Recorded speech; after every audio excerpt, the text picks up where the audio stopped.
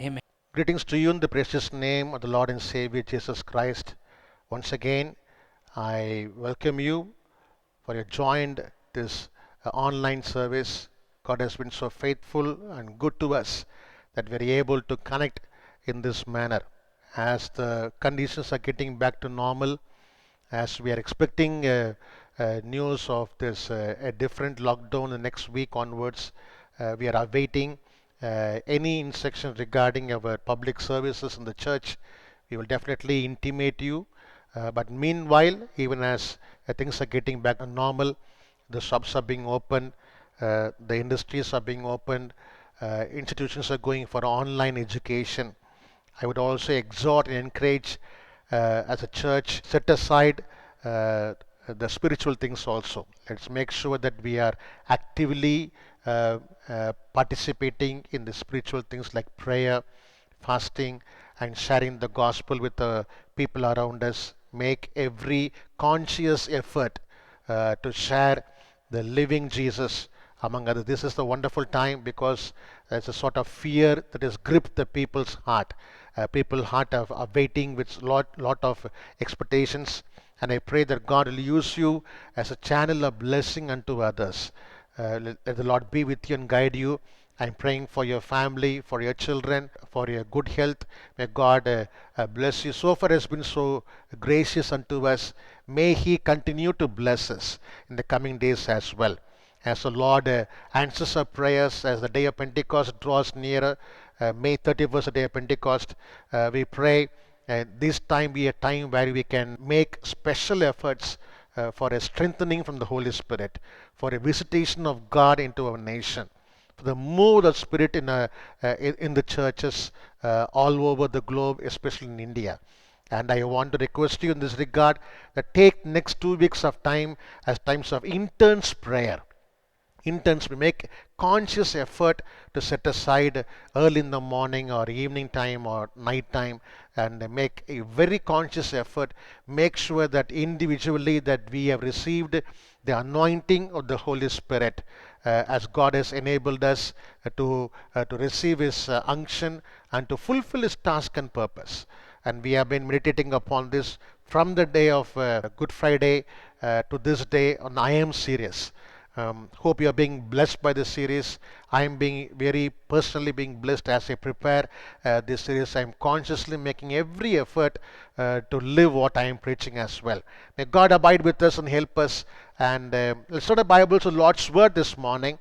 Let's make every conscious effort to listen to the Word with the help of the Holy Spirit and understand and enable us to live accordingly. Turn the Bible to 1 Samuel chapter 26 and verse number 24. 1 Samuel chapter 26 and verse number 24. We are continuing on the I Am series. And this is a verse, I'm going to take a phrase from this verse, a reply of David unto King Saul. Remember, Saul was in search of David in the wilderness, trying to kill him. He was not very happy and he was trying to kill him. But by the grace of God and by protection of God, David was able to not only escape from the hands of Saul, but twice God gave Saul into the hands of David. The first being in chapter number 23, verse number 19 to 23, when the Ziphites, those were the people, I'm trying to mention the group of people, Ziphites, very specifically because they intentionally went to Saul and they told the whereabouts of David. They intentionally told because they want favor from Saul.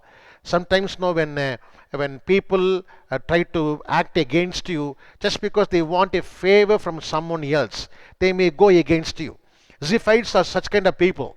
They want a favor from Saul and not from David. So they went and told the whereabouts of David. And Saul coming in search of David, and David caught him unaware as he was in a cave. And David happened to go meet him. He could have killed him there, but he didn't kill him. But even then, David had a very good heart. He protected Saul in a very gracious way. First Samuel chapter number 24 and verse number 20 to 22. Verse number 20 to 22. This is what Saul said unto David. Now behold, I know that you will surely be king, and that the kingdom of Israel will be established in your hand. So Saul asked David to swear to him, saying that he will not kill his descendants. So he went back, and David went back. Chapter 25 talks about Nabal and Abigail. Again, chapter 26 is the second encounter between Saul and David. And this time again the Ziphites. They acted smart. They became spies for Saul. They went and told him about the whereabouts of David, and Saul, they went again with 3,000 people to hunt down David. This time again, God was very gracious and protecting David. And David, when he came into that cave where Saul and Abner, the chief of the soldiers, were sleeping, and when he came, he saw the spear, Saul's spear there. And that was the same spear we read in 1 Samuel chapter 18 and chapter number 19. Whenever David used to play music and sing songs, the evil spirit that possessed Saul used to leave him. And that twice Saul tried to throw the spear at David, but both the time David escaped. That was the same spear Saul was having here as he was sleeping there. David could have easily taken that spear and killed Saul at that time, but he never intended to do that. Why? Because David knew very well that God has intentionally anointed Saul to be the king of Israel. If at all David had to be the next king, he cannot have a shortcut. He did not want to become a king by killing Saul, but he wanted to be a king by the blessing of God. Hope you are with me. He did not want to be the king of Israel by killing Saul, but he wanted to be the king of Israel by the blessing of the Lord. And that's why he said very clearly, I will not lay hands upon someone who is anointed by the Lord. And so he graciously, but he wants to make very sure that he has a witness in his hand. He takes the spear and also the water jug from Saul. He goes out and stands at distance, and then he calls out to Saul. This time Saul comes out and he finds out David has again second time given a life unto him. And Saul says in verse number 21, 1 Samuel chapter 26 and verse number 21. This is what Saul said. I have sinned. Return, my son David, for I will not harm you again, because my life was precious in your sight this day. Come along with me very carefully. My life was precious in your sight this day. Behold, I have played the fool, and I committed a serious error. Having said this, see the reply of David, verse number 24 onwards. Verse number 24. This is what David said. Now behold, as your life was highly valued in my sight this day, this is the verse of the sermon today. May my life be highly valued in the sight of the Lord, and may he deliver me from all distress. Underline the phrase, my life will be highly valued in the sight of God. Amen. And this morning, I want to title my preaching, my sermon this morning as, I am valuable. I am valuable. David said, your life is valuable, though Saul's life was no value that day. If David had killed Saul that day, Saul had no value. Already he has lost his anointing. David was very clear to know that he is going to take up the throne very soon. Remember, this was the last conversation between David and King Saul. After this, Saul died. He was killed in the battlefield. But David, he was very sure that he will not take the life on his own, because he made Saul's life as precious, as valuable one in his own eyesight. In fact, he recollected saying that if I can be gracious upon Saul's life, maybe God will be gracious upon my own life. In fact, God was. God was so gracious. Remember, what you sow, so you reap. I think in 1 Samuel chapter number 30, when the Amalekites came to Ziklag, where David was staying with his wives and children, when Amalekites came, they took the wives and children of David. They did not kill them. The specific verse is given there in 1 Samuel chapter number 30 that says, when the Amalekites came and took the wives and children of David, they were not killed. Remember, friends, David did not kill Saul. God did not allow the Amalekites kill the wives and children of King David. What we sow, so we reap. This morning, let's remember very clearly, we are highly valued in the sight of God. You are a valuable person. I am a valuable person. If you are in your living room with your family or you're alone watching this, can you say audibly for yourself, I am valuable? Say it again, I am valuable. I want to declare this statement very clearly. Every child of God, chosen by God for a purpose, is valuable in the sight of God. Hallelujah. Hallelujah. And David said, may my life be valuable. He was in the wilderness. There was no kingdom. Saul had 3,000 warriors with him. David had 600 people with him. Remember, when David was trying to flee from Saul, there were blind, there were deaf, there were lame, there were people who had a lot of debts. And those were the people who were broken in their life. They were with David. There were 450 of them. Now, 450 of broken families now has become a 600 people army with David. Saul had a kingdom, money, wealth, power. David had nothing except God on his side. Hallelujah. Amen. Friends, can you imagine the whole scene as a priest today? Better than a person who's got the whole world and riches behind him. Nobody is going to question. You can talk about a person who is so rich, so knowledgeable, so wise, and so powerful and strong. But I would say, better is a person who has got the Lord at his back. Hallelujah. Remember, David says in Psalm 8 and verse number 4. Psalm 8 and verse number 4. David says, Lord, who is the man whom you are mindful of? What is he that you can take care of him? Now, Psalm 8 is a psalm where David says very clearly, in comparison with the whole creation, what is he, Lord? In the whole creation, there is something what I want to acknowledge. I am not a person to be mindful of. I am the smallest of all. I am the tiny of all. I am to be ignored. But still, of all this creation, Lord, you are so mindful of me. It's Psalm 8. God thinks every human being as a valuable person. In Psalm 144, David says the same verse here in Psalm 144 and in verse number 3. Psalm 144 verse, what he said there in Psalm 8 verse number 4, but he says same thing here with a simple difference in the context, in the background. Psalm 8 talks about in comparison with the creation. Psalm 144 talks about, Lord, because I am such a timid person, such a small person to be ignored, Lord, we need your favor. Hallelujah. Amen. Because we do not have any value on our own. We are not precious without you, O Lord. Remember what Jesus said to the disciples, without me you can do nothing. That is about action. But I am talking about our value.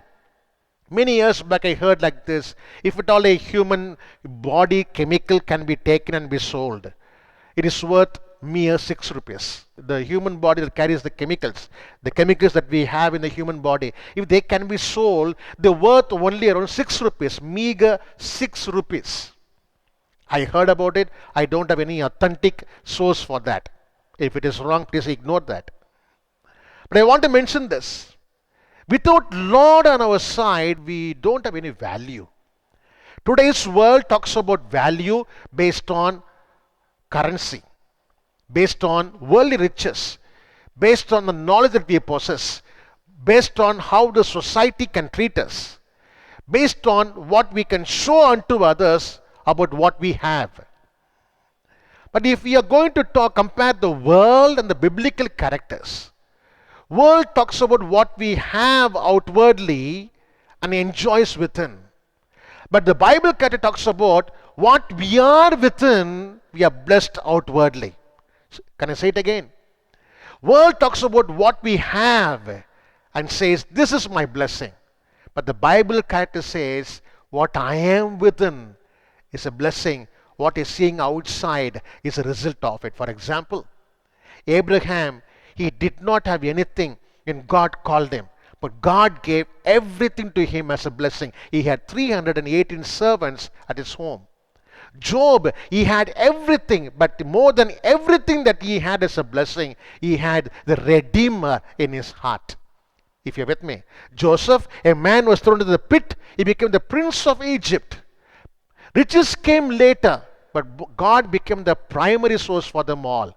That is what the difference between a person who's got a value and no value. In a worldly standard, the value is measured in a different scale. But in a biblical standard, the value is measured in a totally different scale.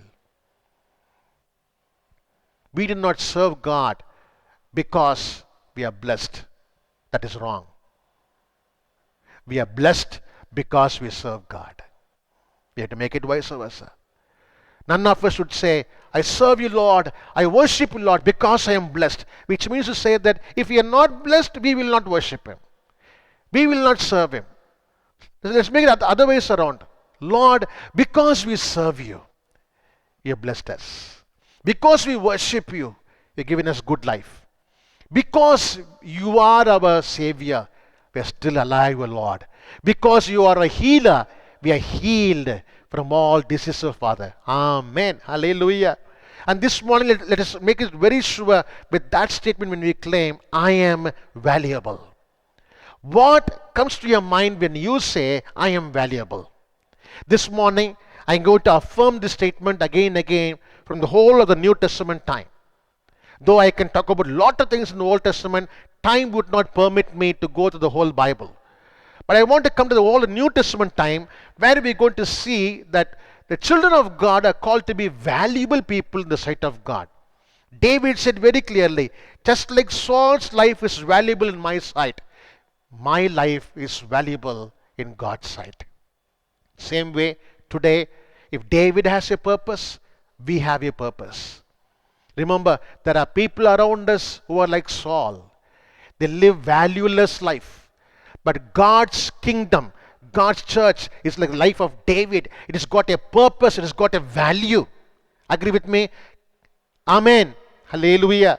And we need to understand the value of our life. I'm going to take you through the 3 parts New Testament time. When Jesus came to this world, the Jews did not accept Jesus just like He came in. They had a different expectation. That's a problem when we have expectation and then try to fix God to expectations. Never fix God to our expectations. Keep all the expectations aside. Keep God first. Keep yourself blank and say, Lord, here I am. Remember Isaiah chapter 6. He kept himself blank. He said, here I am. When we say, I am blank, here I am, that's where God nourishes us with lot of spiritual values. If you're with me, amen. I want to encourage you, friends. When Jesus was not accepted in the New Testament time by His own people, He was disregarded because He was no physical king. They thought Him like a David to come upon as a king with a big army. But Jesus was not. In fact, He told Pontius Pilate very clearly, if I ask of my Father, He would send heavenly armies to fight for me. But that was not His purpose. If Jesus would have done that, then the whole redemption plan would have been totally confused. But Jesus, though people did not accept His value, His teachings, but still Jesus made very sure that His own followers, His disciples, will be a people who will be valued by God the Father, valued by the Holy Spirit, valued by the Savior. Amen. Hallelujah. I want to explain this, that I am valuable, by taking the New Testament into 3 portions. One is from the Gospels as the teachings of Jesus. The second is from the life of the disciples. And the third is from the general epistles that we have. I want to divide into 3 portions. Let's take first of all the teachings of Jesus. How did Jesus make us valuable in the New Testament time?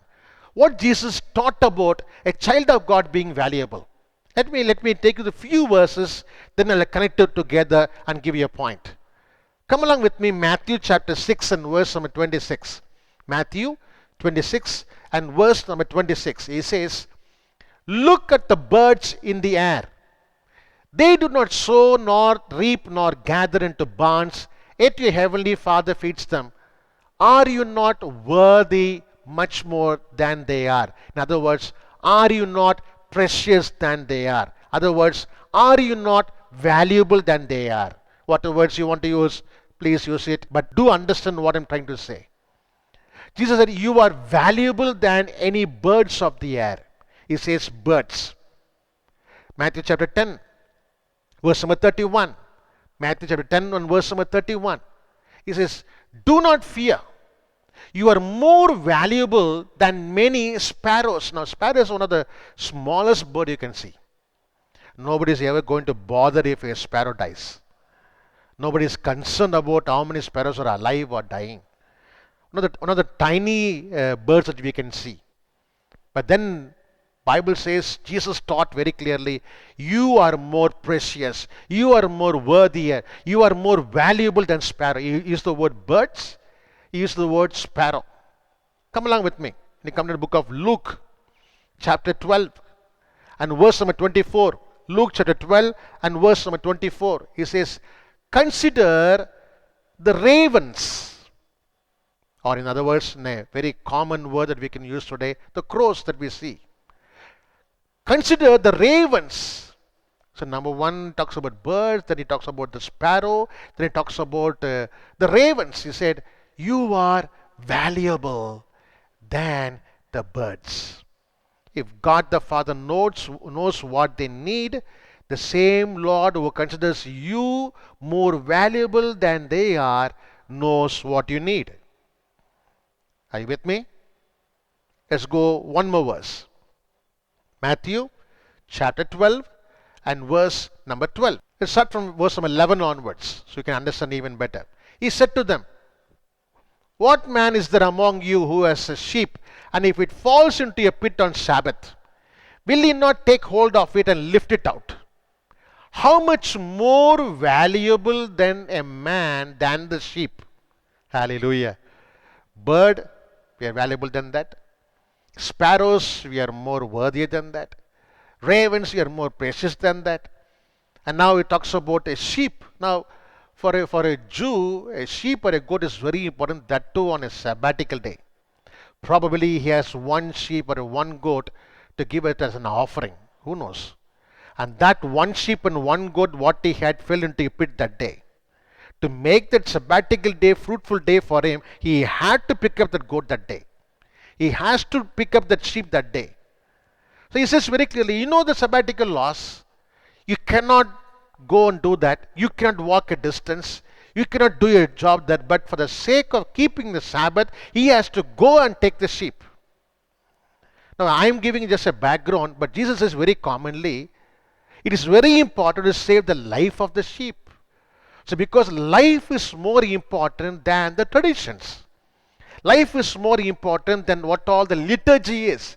You and me are more important than a liturgy, than the traditions, because we are in the image of God. Hallelujah. Hallelujah. More than the birds, more than the sparrows, and more than the ravens. Now it talks about more than the sheep and the Sabbath. Hallelujah. More than any days that are considered as valuable. You and me, God says, we are valuable. Hallelujah. Every person in the image of Jesus Christ, the image of our Lord, who has to say yes to the Lord, I want to follow him. Bible says he or she is valuable. Agree with me? Amen. Amen. Let me go even further. Come along with me. When Jesus talks about the worldly valuable things, the worldly way of measuring valuables, come along with me. In Matthew chapter number 19 and verse number 16 onwards, these are very familiar passages you know. I'm just quoting, I'm going to narrate the passage and going to explain of it. Someone came to him and asked for an answer from Jesus. Teacher, what good things shall I do that I may obtain eternal life? When he heard this question, Jesus said, as a Jew, you may know what you're supposed to do. And he said, yes, teacher, I have been doing this. I love the Lord with all my heart and I love my neighbor also. Jesus said, you got get something to do. To have eternal life, you need to do three things. Number one, what the law has said: love your God, love your neighbor. And then, number two, go and sell all that you have, give to the poor. And third, come and follow me. Now, coming and following Christ was not um, difficult for him. The first one, loving God, was not difficult for him. But the second one, between the two, the second one, Jesus said, go and sell all your riches, give it to poor, come and follow me. That was not very easy for him. In fact, he went back in a sad way. And Jesus saw him and said that this is why it is very difficult for rich people to enter the kingdom of God. Now, when you read this passage, what do you glean? Is Jesus talking against the riches? No. If Jesus talking against riches, God would not have blessed Abraham. God would not have blessed Joseph. God would not have blessed Job. God would not bless you, your family, or me and my family. God has blessed us with all riches just with one tag attached to it. Blessings do not have our love, but the source of the blessing has our ultimate love. Amen. Which means that I cannot love the riches what God has given to me, but I need to love God more than what God has blessed me. You with me? Amen. Who's a valuable person today? Which Christian is a valuable Christian today? A Christian who is blessed with riches is not valuable. But a Christian who has riches but still love God more than the riches, he is a blessed person. He is that valuable person. If you agree with me, can you hear amen please? Amen. And you and me this day, let's assess our life. Are we trying to protect our riches and live for the riches? Or are we going to say, Lord, doesn't matter. Doesn't matter, Lord. You are the source of these riches. We want to hold on to it. Our value is measured by how we love God than all that we have. One more, let me see. Luke chapter 12 and verse number 16. I'm going to give two passages about rich people. Luke chapter 12. It talks about a man who had a very good harvest. And verse number 16 onwards. A rich man had a very good produce. And he said, what shall I do with the produce I have? Verse number 18, I will go tear down my barns and build larger one. I can store my grain and my goods. Verse number 19. And he said, soul, you have goods laid for you for many years to come. Verse number 20. But God said to him, you fool, this very night your soul is required of you.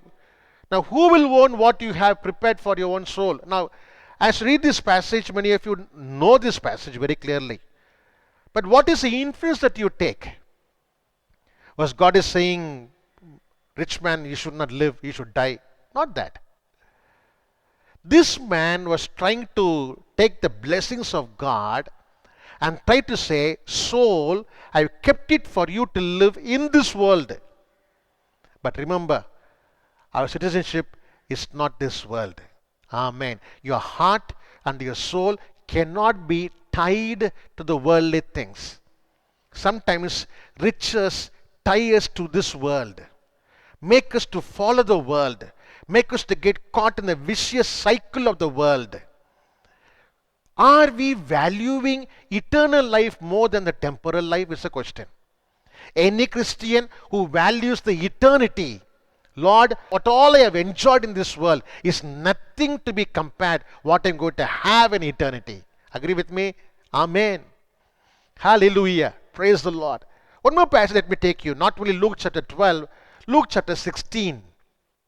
Here we talk about a rich man who lived a very pomp life. And whenever he dined, he could see a poor man at his doorstep. His name was Lazarus. You know the whole story, the rich man Lazarus, and he died and he was thrown into the hell. Lazarus was in the bosom of Abraham. And as he was burning in the hell, he was crying out to Abraham and saying that, why don't you send this man to go and warn my brothers? And Abraham said, no, they have the law of Moses. They have the sayings of the prophets. If they cannot repent with what they heard from them, there's no point of sending one more person. When you hear that story, what do you want to glean? Number one, the whole story talks about possibly rich man was a Jew. Why a Jew? Because Bible says you have the law and you have the prophets, which means the person was born in there was a Jew. Number two, he did not adhere to the requirement of what the law was asking of the person. Maybe he was not mindful of people who are dying around him. As I say this, ask yourself a question: am I mindful of people around me? And this man, he lived a very pomp life. God did not punish him for the pomp life, but God punished him because his heart was tied down to the world. Friends, this is where the dangerous premises lies for us. When God allows us the riches of the world to come into our hands, make it very sure that we are not tied to it. We are not living to protect the riches what God has given to us, but we are living for the purpose of God. Amen. Hallelujah. How many times you have heard this sentence again and again? And this time I want to say, if God has blessed you, praise the Lord. Amen. But at the same time, please make very sure that you are not tied with the riches and with the world. Having said Luke 12 about a rich man, Luke chapter 16 about a rich man, we're talking about the value of people here. Come down to Luke chapter 19. This is a chapter about Zacchaeus. Remember, Zacchaeus was a chief tax collector. And he wanted to see Jesus. He was a short man. So he climbed a tree where Jesus was about to pass by. And Jesus came near to him and said, Zacchaeus, come down. I want to come to your home. And he was so happy and he gladly accepted him to his home. And Jesus did not preach any sermon there. But as he was there with Jesus, he said this in verse number 8. Zacchaeus stopped and said to the Lord, Behold, Lord, half of my possessions I'll give to the poor. And if I have defrauded anyone of anything, I'll give back 4 times as much. And Jesus said to him, Today salvation has come to this house. Amen. Hallelujah. Let's come back to verse number 8 again. Now Zacchaeus, when he said, I'll give back 4 times, he talks about what he has taken unrighteously. Then he says, I want to give half to the poor. The two things what Zacchaeus is saying here. One part is serving the poor. The other part is setting right his unrighteousness. The honor that is given here is given to anyone who says, I'm going to turn away from unrighteousness. He was a chief tax collector, probably has taken tax out of means, wrong means also. So he has earned money in an unrighteous way. But when he had a heart to say, I'm going to turn away from the unrighteous way, I'm going to become righteous. And that is a time of transformation. That is a time of repentance. Wherever there is repentance, wherever there is transformation, there is salvation. Hallelujah. And Jesus said, salvation has come to this house. Now let me compare Luke 12, Luke 16, and Luke 19. Luke 12, a rich person. Luke 16, a rich person. Luke 19, again a rich person. If you compare all these three, God is not talking against the riches, but God is talking about handling the riches. Somebody with me? Amen. Hallelujah. Today, let us be very careful, friends. We need to be tied to the Lord and not tied to the riches. Praise God. Rule the money. Let not the money rule over you. Chapter 16 we read that. 12 we talked about a person. 16 we talk about a rich man. Not mindful of others. Was selfish.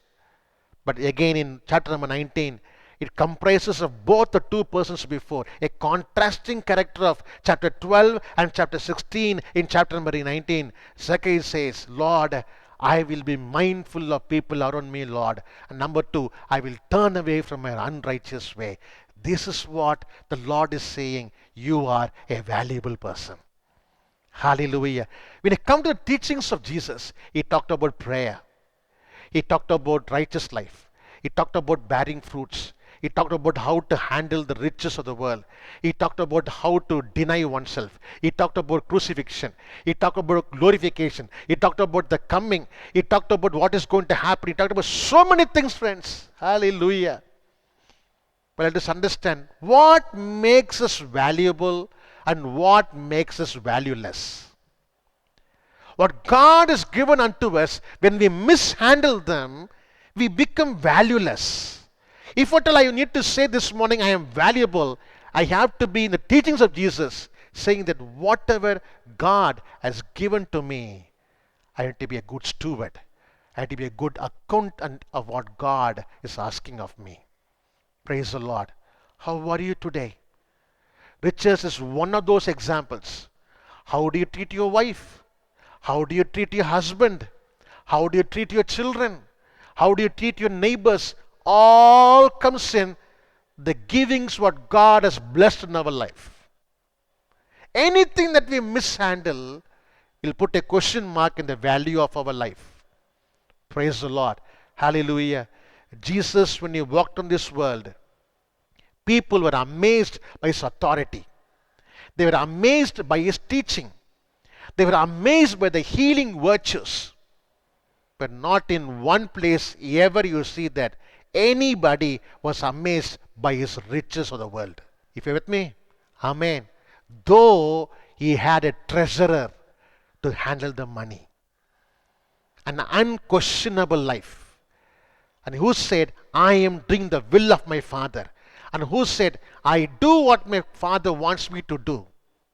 Without the Father's acknowledgement, I don't do anything. I don't judge anyone. When Jesus said that, he was so clear in his conviction, and he taught us how to do it. As we live in this world, friends, the world is living in fear. The world is looking for a transformation, a new change, a new beginning. And this is the time we as a church, we as a transformed believers, we need to show the value of Christ in our life. The value of Christ in our life can be shown the way how we handle the blessings of God in our lives, friends. That's where prosperity fails. Amen. That's where prosperity fails. We don't talk about prosperity alone. We talk about God being glorified when we are blessed. Amen. Anything that we are blessed without God being glorified, I believe Bible makes it of no value. Hallelujah. That is about the teachings of Jesus. Come down to the second part for the life of disciples.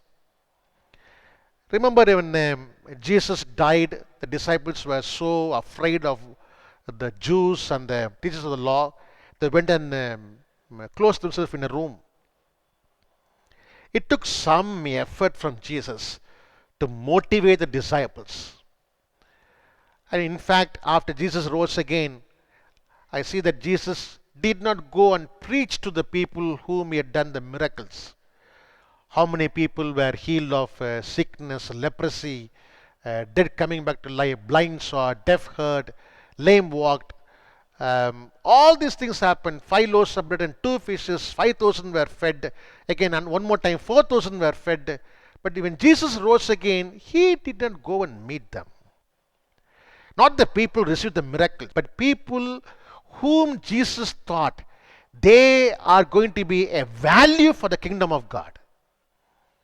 He spent the next 40 days with them to make them people of value, preciousness. Do you know that God is still abiding with us because he wants us to be a people of value? That we are people of that preciousness. We need to be worthy. When I say, I am precious, I am valuable, I am a worthy person, then God needs to acknowledge that. Let us go through the book of Acts in a swift way. Few chapters, few happenings here and there. Let me contrast with what the world is trying to portray and what the disciples showed unto the church.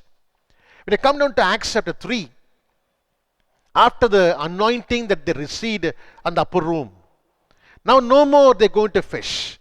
No more they going back to the sea. I do not know what happened to the Peter's boat or Peter's net. In fact, in John's Gospel, last chapter, even when he had a huge catch with 153 large fishes, the net did not go damaged. But still, no, he did not go after the fishes. He did not go after the net again. Bible says he jumped into the water. He came and fell at Jesus' feet. Possibly that was the last time he ever saw the boat and the net. I do not know, but again, after the day of Pentecost, Acts chapter 3, at the beautiful gate of the temple, there was a lame man from his birth, and he was asking for alms, and Peter and John coming there during the prayer time, and he saw this man there, and they did not have anything to give to him. They said, "We do not have gold, we don't have silver." Now, to give alms to a person, you don't need to have a gold or silver. It doesn't mean that they went to the temple empty-handed. Bible doesn't say so. They're talking about the value. This man is looking for something valuable. If he was given a gold, that would have blessed his day. If it had given a silver, that would have done his day for the day. Everybody would have come for getting alms.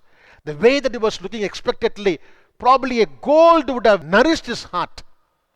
But Peter and John said, more than the gold could nourish you, more than the silver could nourish you, which we don't have, we will give you something better than that, something in fact eternal. And they used the name of the Lord, and they used the power of God, and they gave something what a man could ever expect, beyond expectation. They said, in the name of Jesus, get up and walk. Hallelujah. They used the name of the Lord, they had the power of God, and there is something what was unexpected. Hallelujah. You know what is the value of a disciple? A value of a disciple is not how much gold or silver you carry. A value of a disciple is how much you know the name of God. Hallelujah. How much you have the power of God. How much you can do things that are unexpected from the people. Oh, thank you, Jesus. I pray, church, that these are the days that we will wait in the presence of God and say, Lord, as we hear in Proverbs 18, oh Father, the name of the Lord is a strong and mighty tower. Lord, may these days be days that we will have the power of God. Hallelujah. Make us people who can do unexpected things. That is our value today, friends. The world is looking for gold and silver, but God is looking for His name inside you. God is looking for that power inside you. God is looking for that achievement what people are not expecting. Amen. What others are expecting, we are going to do it. It is normal thing to do. What they don't expect and what is supposed to happen, they're going to be amazed. Bible says he leaped and he jumped and he ran and he walked inside the temple. He began to praise and worship God. If you're with me, joyfully say hallelujah. Amen. So Acts chapter 3 shows a value of disciple. Acts chapter 5, again a very familiar chapter talking about Ananias and Sapphira. You know about this chapter, isn't it? They want to sell a land and they want to give the possession, the property's worth to the apostles. But they coveted a half of the portion, and Peter, when he asked this question, and Ananias, he died. The Spirit of God is struck him, and following was his wife also. She also died. But when you read the whole chapter, what does it convey to you? How do we read the chapter? How do we read Acts chapter 5? Remember, Acts 5 is following Acts chapter 4. Sometimes numbers, they take away the meaning also. Chapter numbers and the verse numbers. Acts chapter 4 says very clearly, and the disciples and the people of God, they were so united. They sold their properties and they brought and kept it to the apostles' feet, and nothing was for them in want. They had everything in common. And continuously then comes Acts chapter 5. You read following chapter 4, which says, when everyone were doing it rightly, righteously, plainly, honestly. Here is a couple who were dishonest. One of the value of today's Christian life is to have honesty. Say what you are. Do what you can. Be what you are. Let us not jump above our head. Let us not leap on the air. Let us not walk on the water. Be what you are. It is what you are. It is what I am. There are people who can be superlative, but do not compare yourself with people around you. But remember, here is a couple. They had good models around them, but they set a wrong model. And that's why God said, in a good community of believers, where everyone is trying to be honest and fruitful, how do you learn to be dishonest and unfruitful? It's not the question of how much they give. And Peter said very clearly, even before you gave that the belongings to us, it belonged to you. You don't need to give to us. It's up to you. God has blessed you. It's not about how much you give. It is about honestly. How honest we are to the Lord. And the Bible says very clearly, both of them were liars. Honesty is a value of a disciple. If you're with me, amen please. Amen. Friends, this is very important. Acts chapter 3, again you see there a quality of a disciple. Acts chapter 5, a quality to be a follower of Christ. Being honest, being what we are. Learn to live what you are. It's so easy we want to copy others. Isn't it? You see a cloth that is a new model you want to buy. You see a new fashion coming up, you want what it is. You see a new haircut, you want that haircut. You see a person wearing a torn jeans, you want to wear the jeans. Tomorrow a person will walk on the road nude, probably also want to walk on the road nude also. That won't mean unholy. Why? Because we want to say, let us identify. Let us not be in extremes of what I'm saying. You don't have to be in such a big extreme. Be what you are. I need to be what I am. There is a honest way of Christian living. Hallelujah. How many times you come across people just to make very sure they don't want to show they are poor, they spend lavishly.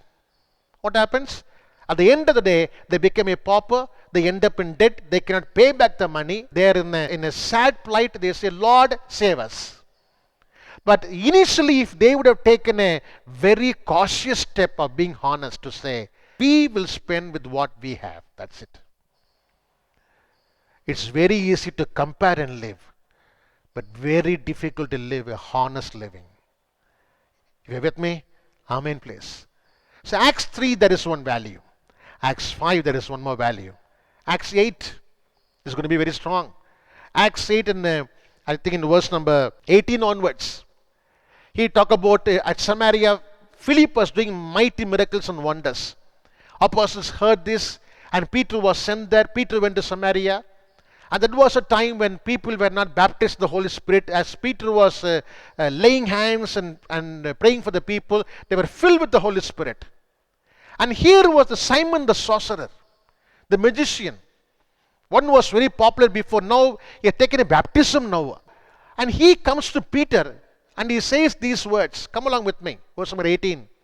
When Simon saw that the Spirit was bestowed through the laying of the apostles' hands, he offered them money. Come on with me.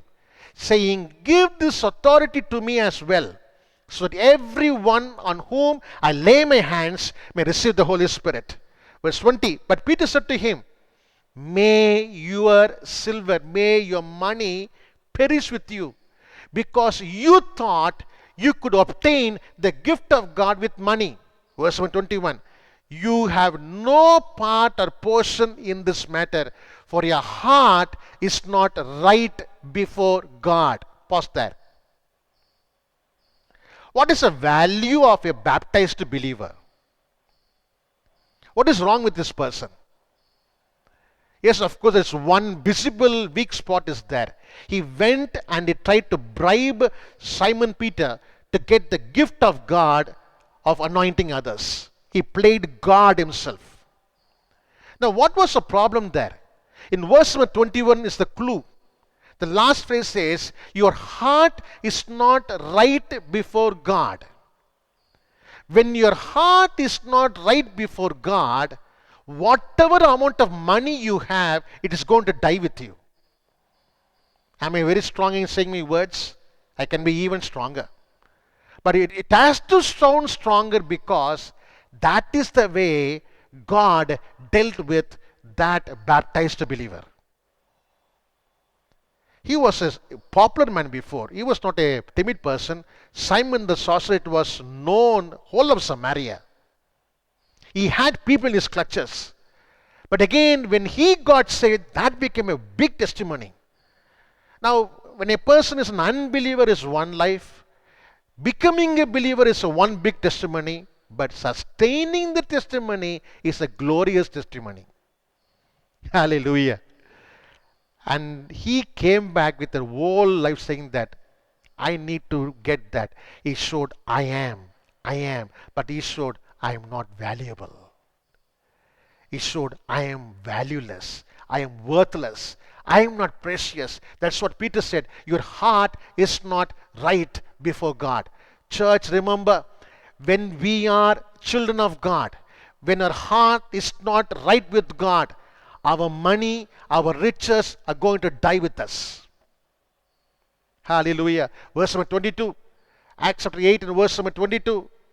It says, therefore, repent of this wickedness of yours and pray the Lord that if possible, he uses the word, if possible, the intention of your heart. Verse 21 says, your heart is not right. Why it is not right? The exact word is used in verse 22. Your intention is not right. Why you became a believer, that intention is not right. Check your life, friends. Possibly we have been a believer for a long time. I need to check my life. Give a second thought. Becoming a baptized believer is the grace of God. Hallelujah. But our intention of our heart shows the value of our life. Simon the sorcerer, he showed the value of money, but before God, it was worthless. God said, your money doesn't matter to me, but your heart matters to me. These days, as we live in a world when people are afflicted by this dreadful disease, dreadful plague, haven't we noticed that money could not save the people, knowledge could not save the people, wisdom could not save the people? People, they fell on the streets and died.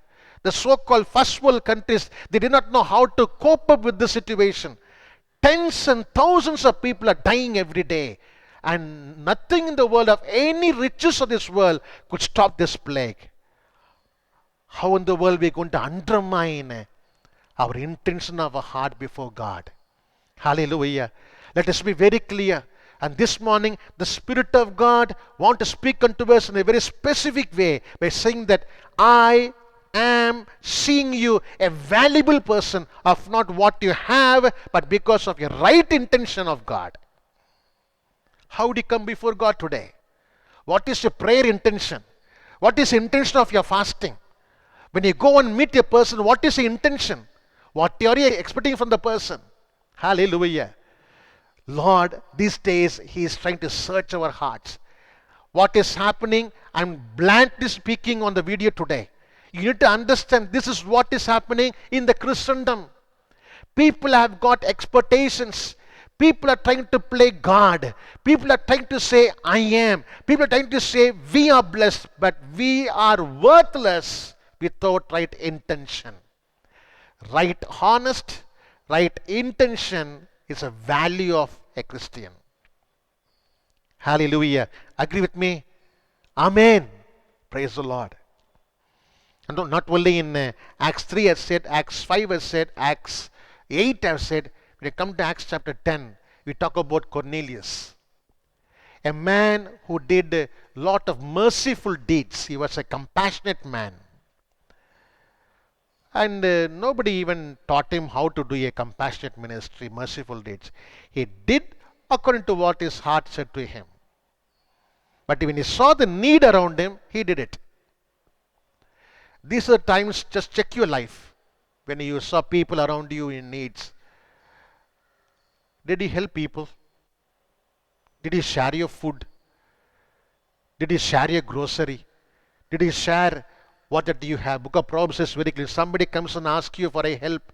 When you have it, don't say you don't have. These are times the world can know who is Christ.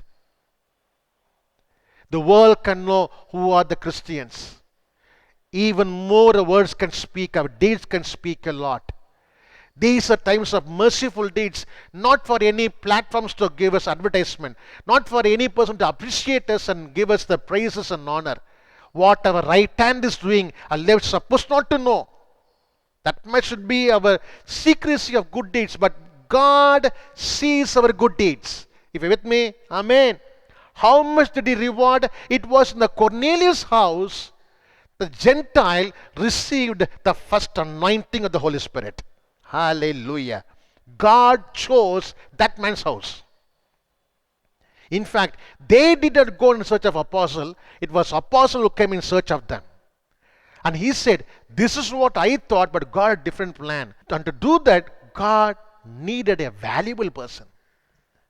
If Cornelius was so merciful to bless the people's physical need, God was so merciful to bless the spiritual needs of Cornelius' household. Hallelujah. Sometimes that we are doing in a meritorious way without knowing others, somewhere it will impact your spiritual life for the glory of God's kingdom. Praise the Lord. Hallelujah. And even that man, he showed a value. Acts 3, Acts 5, Acts 8, Acts 10. When you come to Acts 24 and verse number 26, Paul never used his rights and riches to come out of the prison. Chapter 24, verse number 26, it says, at the same time too, he was hoping that money would be given to him by Paul. Therefore, he also used to send for him quite often and converse with him. Who did that? Felix did that. Now, this was going on for some time. How long? Verse number 27, you read there, 2 years. 2 years, Felix, the governor Felix, he purposely called up Paul and kept on speaking to him. Paul never misused his rights. Paul never misused his riches. He probably thought, I do not want to come out of this by misusing what God has given into my hands. Hope you are understanding what I'm trying to say. A value of a person depends on how properly is able to use what God has placed in one's life. Amen. Not just ethics, it's a value of our life. People say it is ethics. Ethics can be very common. It cannot have a religious jargon. But we need to have a Christ attitude of using God's resource. Your right is a God's resource. Amen. You use your mobile phone. How do you use it? You use a laptop, computer. How do you use it? You have internet. How do you use it? You have your money. How do you use it? How do you use your family? How do you use your authority? How do you use your privileges? Paul never misused his rights and riches. 2 years he was in prison. Not a problem. Paul said, if God is not going to be worried, I'm not worried. He stayed there. 2 years. 2 years. But still Paul was blameless. Amen. Bible says, Felix, he left him imprisoned. And later comes all other things. So book of Acts, when you see the disciples' life, Paul never tried. He knew what these people were. He knew. We talk about Simon the sorcerer. We talk about Ananias and Sapphira. We talk about the lame man, the beautiful gate, and how disciples handled them. What was their focus? What was the expectation? What was the disciples' focus? What did they do? What is today's world's expectation and what the church is supposed to do? What are we doing? Are we in the move of the world or are we in the move of the Spirit?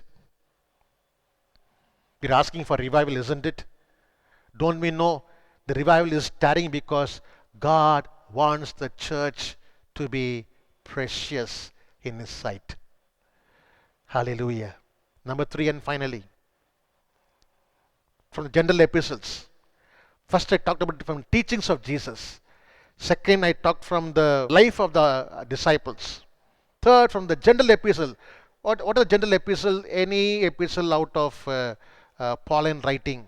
after the book of Acts, like James, Hebrews, First Peter, Second Peter, First John, Second John, Third John, and even First John comes in John and writing, Jude. All these are called general epistles. When you go through this, there are some precious things that Bible talks about here. In book of Hebrew chapter number 6 verse number 4 onwards, it talks about precious salvation. I am just summarizing for the lack of time. You note it down, please read in your personal time. Please do that. Hebrew chapter 6 verse number 4 to 6 talks about our precious salvation, how we have to perfect our salvation. Salvation is very precious. That's why we are valuable. A child of God is valuable because of the preciousness. How do we lose the precious is given there.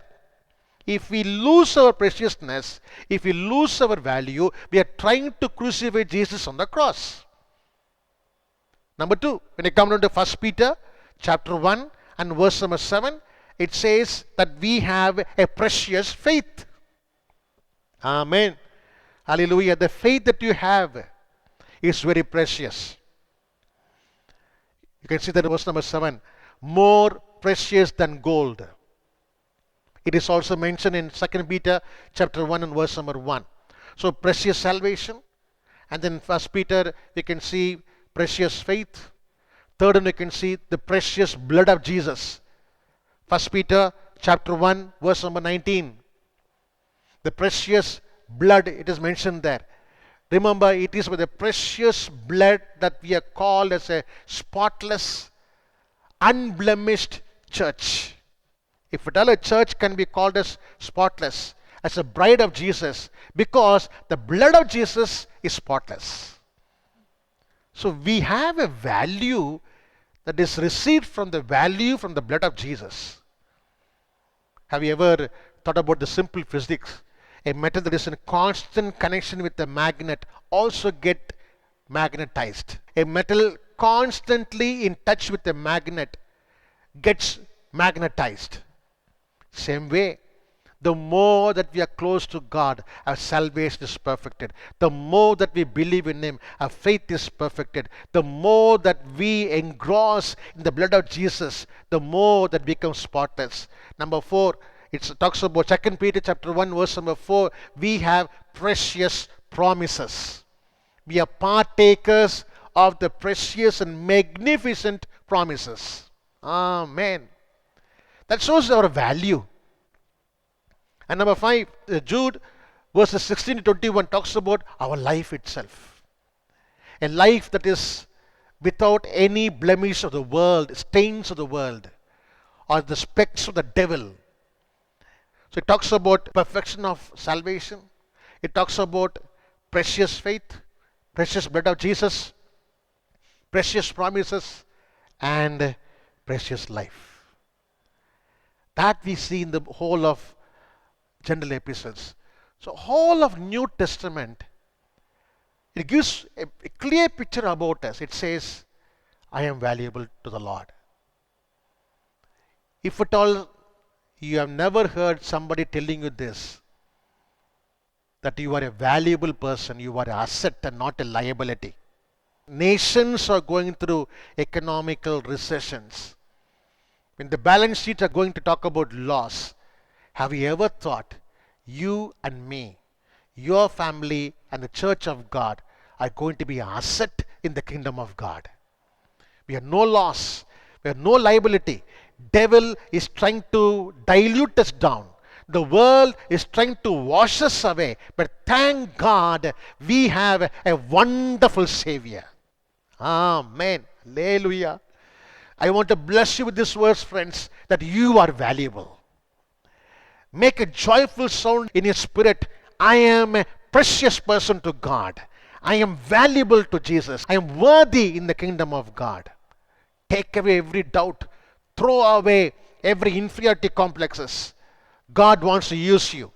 God wants to take you up, just like disciples who are closed themselves in the upper room, very timid, afraid, people of no resources. They become the world shakers. They become the people who made the world upside down.